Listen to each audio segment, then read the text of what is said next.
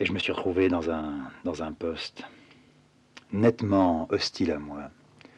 Tout le monde attendait que je finisse temps. On espérait aussi que je me taillerais de moi-même à force de me faire tellement chier, de me faire sortir continuellement tous les matins, tous les soirs. La nuit même.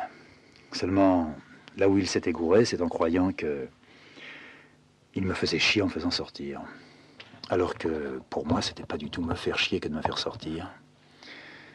C'était me faciliter les choses.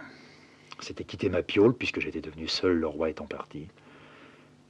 Et avec on derrière moi, il me facilitait d'autant plus mon travail que on gueulait, que on se tapait sur le ventre et me disait « Ouais, c'est toi qui m'as mis dans cet état-là. C'est de ta faute si je suis malade. On aurait pu avoir une vie plus calme au début. » Elle supportait mal ce qu'on appelle une grossesse. J'étais emmerdé, un peu penaud devant tout ça. Pas tellement envie de baiser. Tout me quittait. J'avais fait la boulette et j'avais voulu la manger. On avait un boy, disons. Ce boy-là, c'était Ali. On m'en avait changé. Le Ali était chargé de faire la cuisine. Normalement et théoriquement, on ne devait rien faire. Un Français ne fait rien là-bas. Elle avait une haine pour Ali. Ali, pour elle, c'était la saleté, l'ignorance. Le bico, quoi. Pour elle, ce gars-là, quand il arrivait à la maison, c'était la possibilité des microbes qu'il trimballait, des parasites qu'il allait amener. Elle était terrorisée par les douleurs que je commençais à avoir dans le ventre, qui étaient des douleurs tout à fait différentes des siennes. Je passais des journées à cavaler aux chiottes. Je refusais de me soigner, d'ailleurs je ne voyais pas comment j'aurais pu me soigner. Descendre sur un cheval jusqu'à Taoururt, ça ne me chantait pas du tout. Alors je marchais avec le froc pratiquement toujours dégrafé, puis je posais mes petites caques très liquides, un peu de la flotte sanguinolente, à droite et à gauche. Elle avait une trouille, elle ne chiait que dans un seau hygiénique et voulait pas chier dans les tinettes.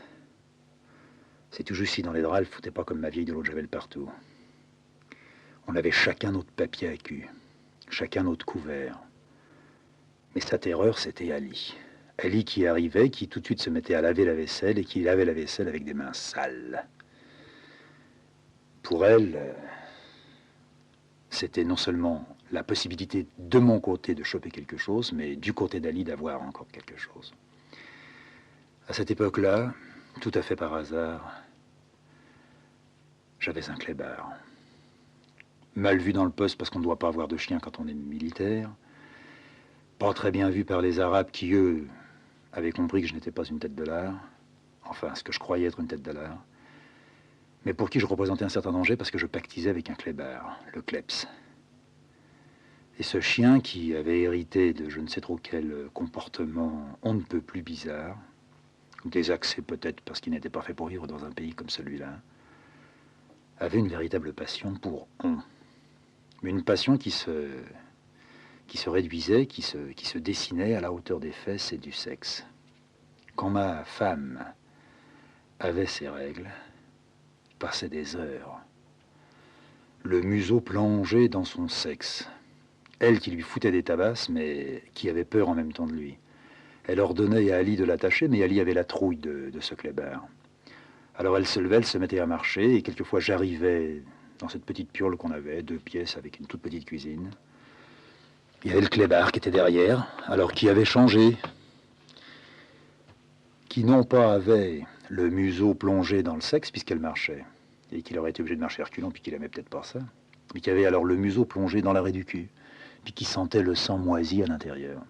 Comme d'autant plus elle était un peu curieuse dans ses soins. Elle avait ses serviettes hygiéniques qui traînaient un peu par-ci par-là. Le clébard, un beau jour, s'est mis à embecter. Alors j'ai eu droit à une jolie petite histoire. Je n'avais d'après elle qu'à regarder le chien pour voir comment j'étais. Le chien, c'était mon sosie, mon double, mon portrait. Toutes les manières du chien, c'étaient les miennes. Je trouvais pas qu'il avait des manières tellement désagréables.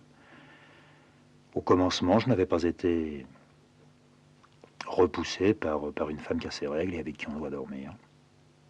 Mais petit à petit, je me mettais à les guetter. À les guetter parce que je savais que le chien, il allait foutre son museau là-dedans.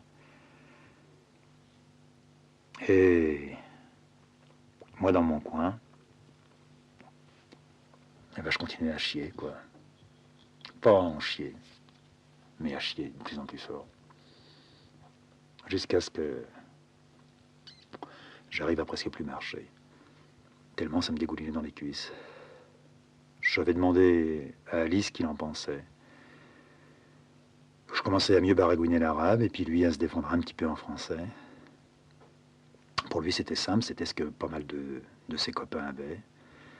On les envoyait à l'hôpital et on les soignait. C'était la chiasse, quoi. Il n'arrivait pas à me dire le nom exact et à me donner les médicaments qu'il fallait que je prenne. Alors je prenais un peu tout ce qui pouvait me passer sous la main dans l'infirmerie, quoi.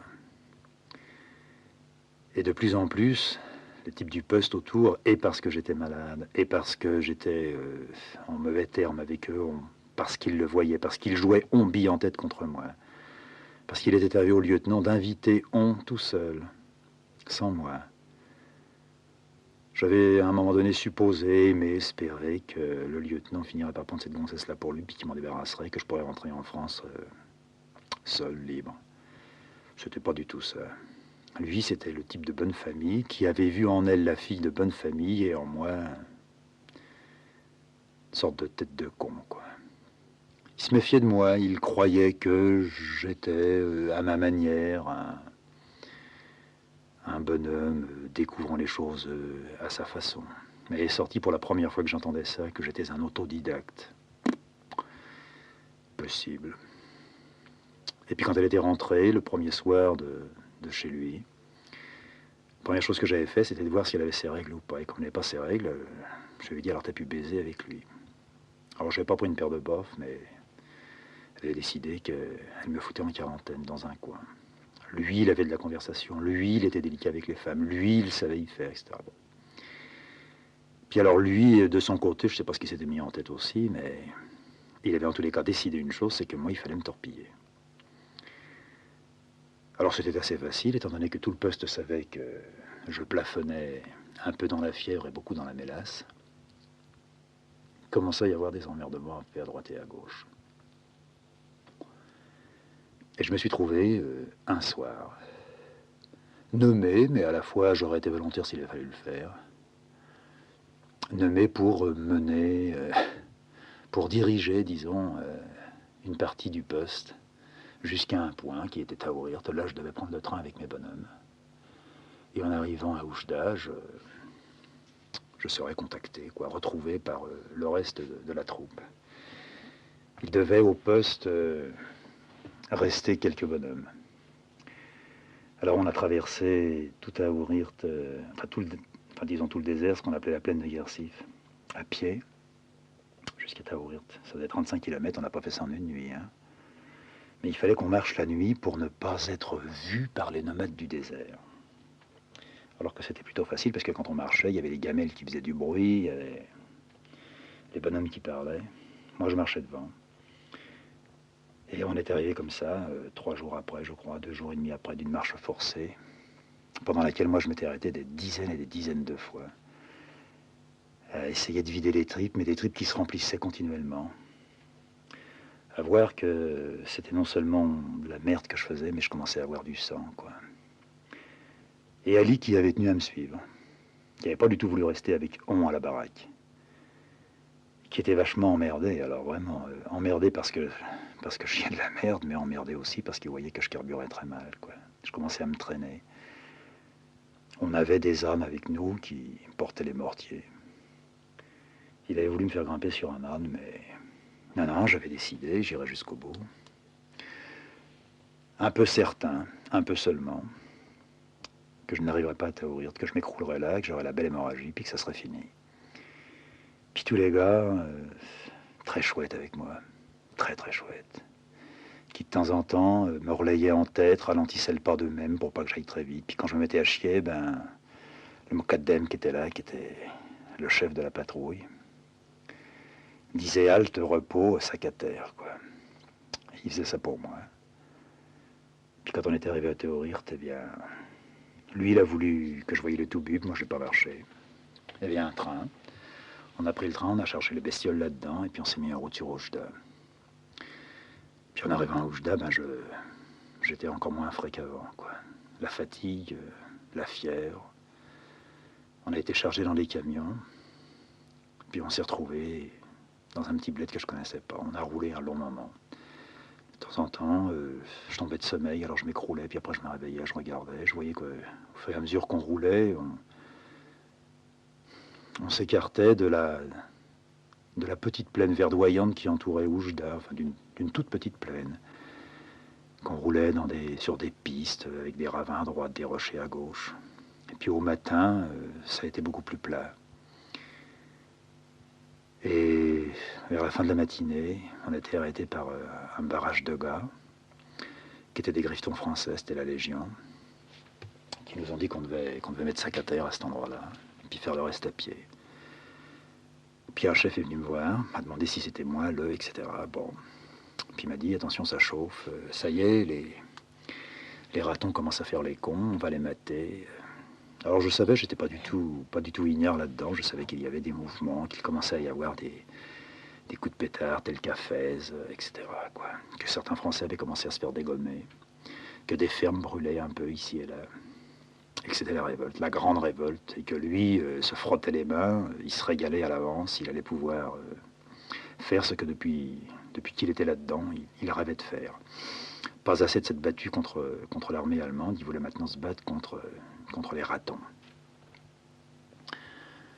Alors, avec les instructions en poche et en tête, j'ai suivi le chemin qu'il m'a dit, c'était très simple.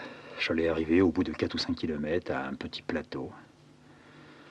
Et à ce petit plateau, je verrai, il y aurait des dergiques là, ou des derriques, je ne sais pas comment on appelle ça.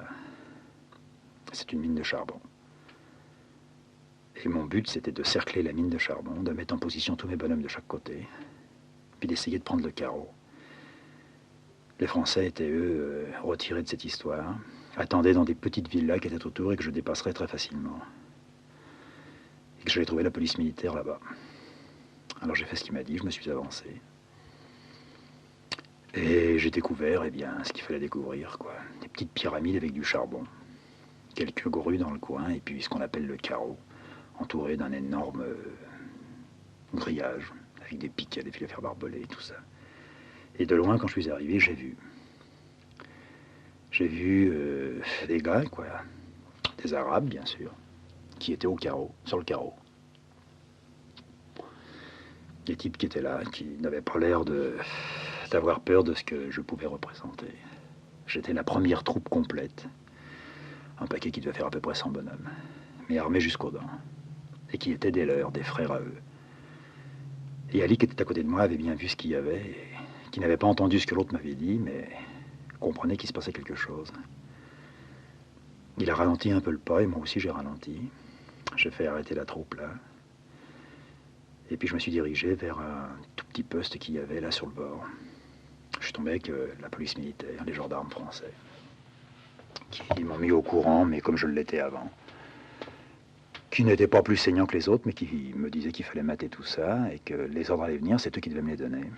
Mais que mon but était à atteindre, encercler le carreau, prendre le carreau. Et j'ai appris comme ça qu'il y avait des gars qui étaient dans le fond de la mine. Et qu'on faisait l'occupation, qui n'avait pas de ravitaillement pour tenir plus de 2-3 jours, et que ça durait déjà depuis à peu près une dizaine d'heures, une quinzaine d'heures. Que jusque-là, eh bien, les bonnes femmes avaient réussi à leur passer à bouffer, mais que maintenant c'était fini. Qu'ils étaient coincés en bas et qu'on allait les avoir. Qu'ils sortiraient par la faim. Le loup sort, me disait un mec. Alors je me suis approché du carreau, du grillage. Il y avait une porte, enfin une espèce de grande porte en ferraille, là, transparente, avec des grillages, quoi. Puis j'ai regardé. Alors le gendarme qui m'accompagnait m'a dit, bon, maintenant j'ai fait mon boulot, alors c'est à vous, moi je repars sur la route. Dégagez-les, et puis dans la soirée, il faudra avoir pris le carreau. Quand vous aurez le carreau, vous enverrez une estafette. Puis là, on ne bougera pas, on attendra. On les baise. Et je me suis trouvé tout seul. Dans le fond, je voyais les villas avec des Français qui étaient aux fenêtres, qui regardaient, qui devaient se frotter les mains. Ça y est, on les baise. Les Français n'étant que des ingénieurs ou des contremaîtres. Puis encore un petit peu plus loin, alors, dans le fond, des toiles de tente, des tentes d'Arabes. On voyait quelques moutons, quelques bestioles, un âne ou deux, la marmaille qui devait gueuler autour. Bon. La porte n'était pas fermée. J'ai ouvert la porte. Alors les gars qui étaient sur le carreau me regardaient, ouvrir la porte, rentrer.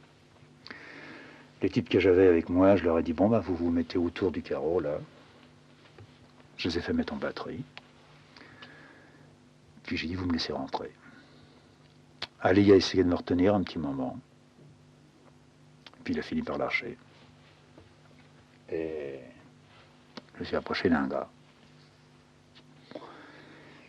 Le gars a reculé de quelque part, regardé les autres derrière lui. Puis après, il a arrêté de reculer. Puis moi, j'avais un pétard à la ceinture, quoi. Il parlait français. Et il m'a dit, on fait la grève. On a le droit de faire la grève. Alors ça, je ne le savais pas. Je ne savais pas qu'il faisait la grève et je ne savais pas qu'il avait le droit de faire la grève. Je voyais ça autrement. Mais le mot grève, ah, ça pouvait bousculer des tas de petits souvenirs en moi. Alors, moi j'avais arrêté, lui avait arrêté, on se regardait. Puis il a répété son truc, il me dit, ouais, on fait la grève. T'as pas le droit de t'approcher, on fait la grève. Alors j'essayais de lui dire quelque chose, quoi. Ce que j'aurais dû faire, c'était de sortir mon flingue et puis de lui dire, fous le camp. Seulement, j'arrêtais pas de penser. Puis en l'espace de peut-être quelques secondes, eh ben, j'ai vu la place nationale, le vieux dans les piquets de grève. J'ai vu une autre histoire aussi, vers la Concorde, là-bas sur les quais, avec l'oncle qui m'y avait emmené. C'était une grande journée, avec des gardes mobiles, le sabre sorti, et puis le mousqueton devant la poitrine.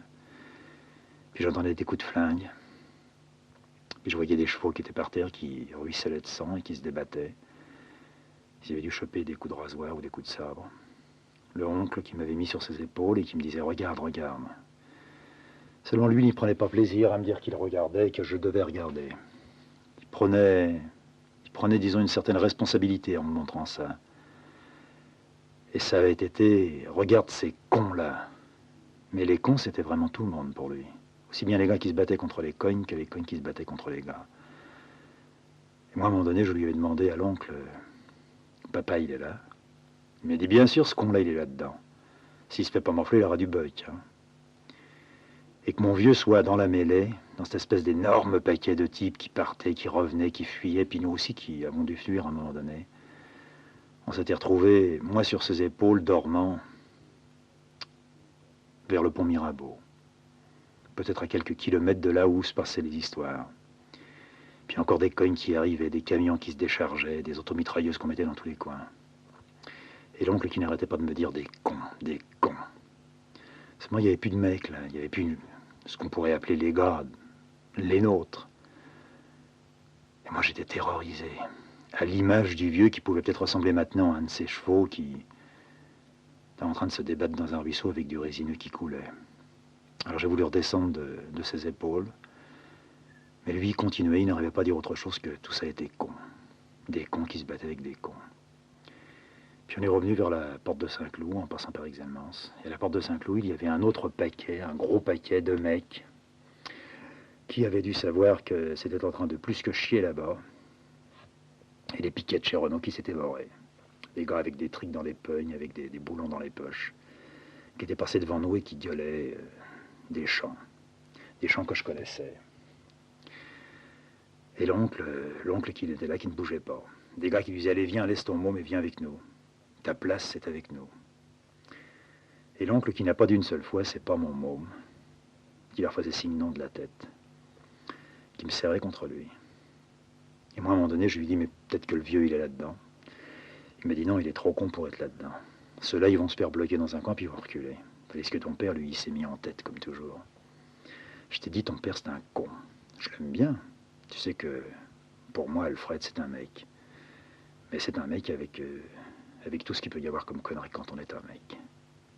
il n'a pas compris. Et cette chanson-là, je l'avais entendue des tas et des tas de fois quand le vieux rentrait après une manifestation ou après avoir été foutu à la porte d'une tôle ou d'une autre. Il disait toujours, on me le payera, ils me le paieront. Un jour, eh bien, au bec de gaz, on les mettra. Et là, ce soir-là, l'oncle, il m'a dit au bec de gaz, on va les mettre. Mais j'ai compris que les mecs en question, ça pourrait être aussi mon vieux qui pendrait un truc comme ça. Alors sur le carreau, bien, moins de temps qu'il en faut pour ce que je viens de dire maintenant. Eh ben, j'ai revu ça. Ça m'a ni écœuré ni pas écœuré. J'ai revu froidement, en oubliant. On oublie ces histoires, ses propres histoires. En oubliant que sans doute j'avais la merde qui me coulait entre les pattes. Et alors j'ai bien regardé le type, quoi. J'ai dit, c'est vrai, tu fais la grève. Il m'a dit, ouais, je fais la grève. Je lui ai dit, tu fais la grève pourquoi? Et j'avais l'air d'un con en lui demandant ça. Et il m'a dit, parce qu'on ne nous paye pas. On nous donne du sucre et un peu d'huile. Et on a le droit de faire la grève. Il m'a dit, t'as jamais vu une grève? J'ai dit, ouais, j'en ai vu. T'es de carrière. Je lui ai dit, je suis pas de carrière, je vais finir bientôt. Il m'a dit, alors si t'es un homme, tu descends. Je vais te montrer ce que c'est que la cave. Et quand il m'a dit la cave, j'étais couvert de frissons. Je crois que si je m'étais pas retenu, je râlais directement sur lui et je l'aurais embrassé sur la bouche. J'ai fait un geste, j'ai avancé ma main vers le pétard. Alors lui, j'ai vu dans ses yeux un véritable moment d'étincelle.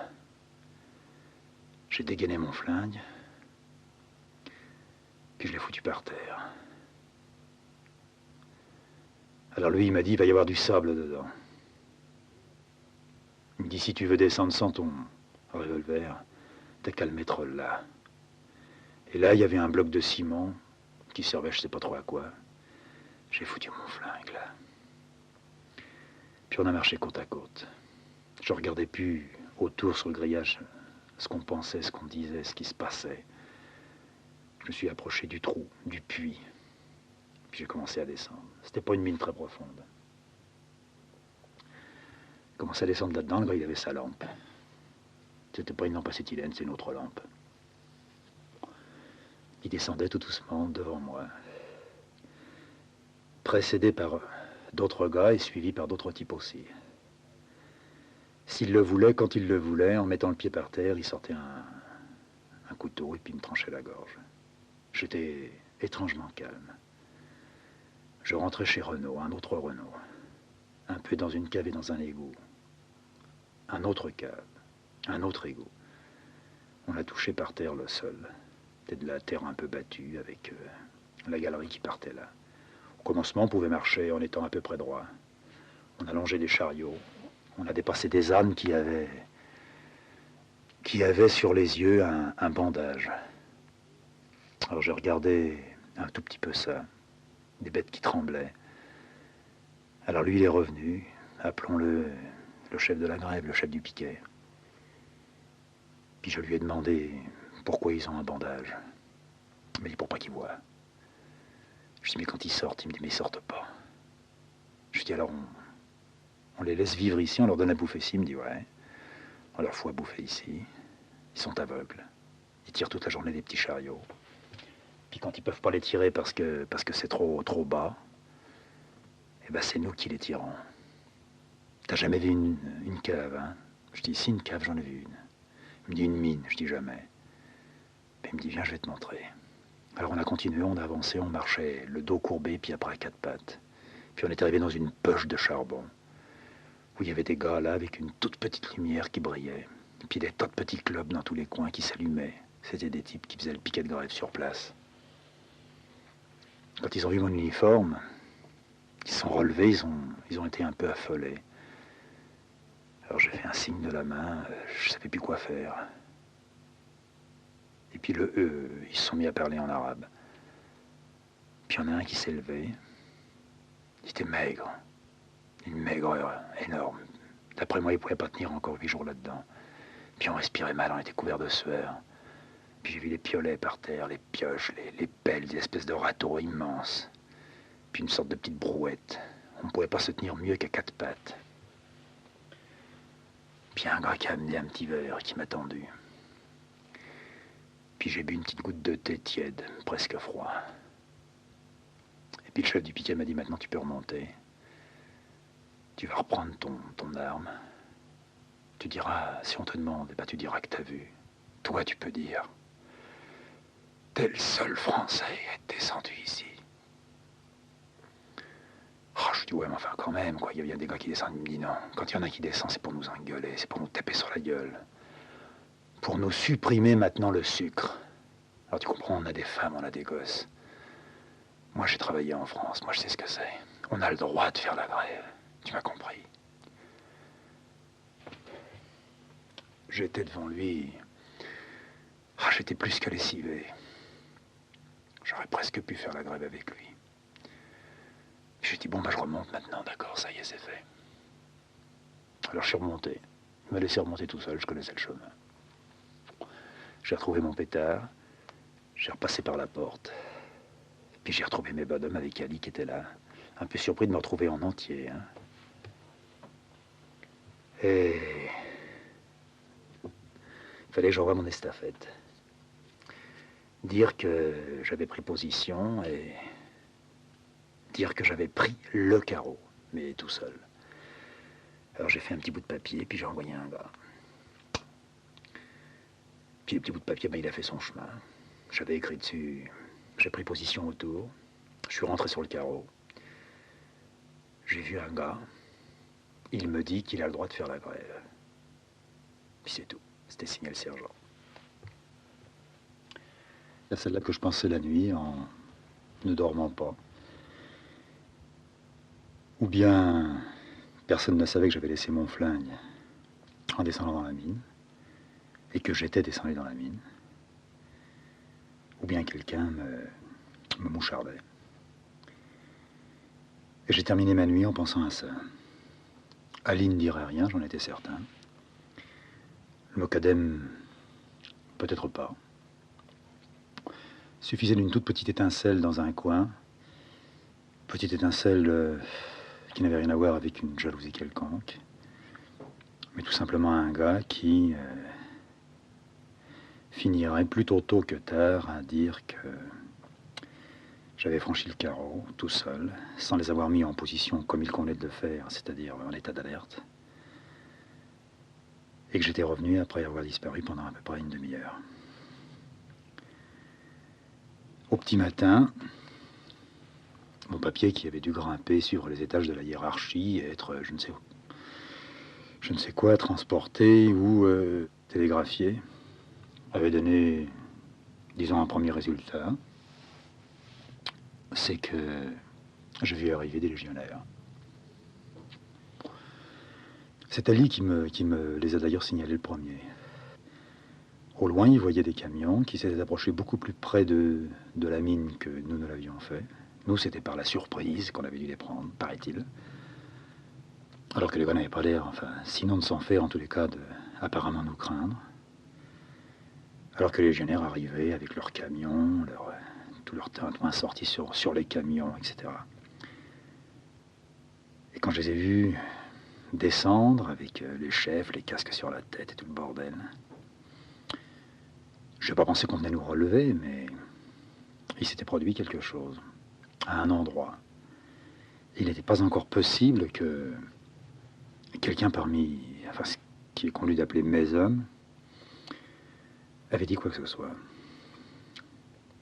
Et un commandant de ces légionnaires est arrivé. Il ne m'a pas dit on vous relève, il m'a dit seulement on est venu en renfort et c'est vous qui allez les premiers prendre position à l'intérieur même du carreau et nous autour pour vous protéger. C'était une belle boucherie en supposant que les types de la mine aient voulu offrir la moindre résistance. Et avec quoi aurait-il offert une résistance? Quant à imaginer aussi bien des bonhommes qui étaient venus avec moi que des légionnaires descendant à l'échelle un par un, il aurait fallu balancer du feu avant là-dedans ou quelques grenades pour tuer les gars qui étaient en dessous. Ça servait à quoi? Et le moment était arrivé pour que moi je prenne position dedans, que j'aille vers ma porte et que je fasse le même chemin que j'avais fait la veille au soir. C'est à ce moment précis, convaincu que quelque part il s'était produit quelque chose, alors qu'en fait et par la suite j'ai cru qu'il ne s'était rien produit, que j'allais tout simplement avoir un bon rapport au cul si quelqu'un mouchardait, ou si un peut-être des Français dans les villas nous avait suivis à la jumelle et avait remarqué que j'étais rentré sur le carreau en laissant mon flingue. Je savais ce que je risquais, enfin je risquais dégradé, ça c'était rien, je m'en foutais. Mais pas nécessairement foutu à la porte de l'armée. Je serais passé devant un conseil et on aurait décidé de mon sort pour moi. C'est à ce moment-là, vraiment très précis, que